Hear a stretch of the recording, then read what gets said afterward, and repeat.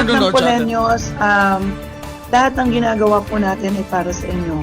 Yung naudlot na recreation area para sa kabataan, ayusin po rin natin, hanapan natin ng budget hanggang maaari. Yung ating transportation, inaayos po natin. Hindi mawawala ng trabaho ang ating tricycle drivers, bagkos magkakaroon marami pa.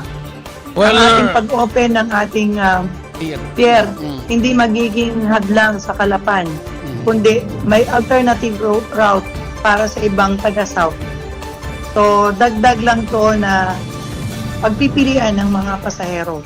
Again, sa lahat po, sa mamamayan ng Oriental Mindoro, ito po ay alternative route para sa inyo, lalo kung may baha, at lalo na kung may mga problema sa pagsakay, lalo na kung pagdating ng Holy Week.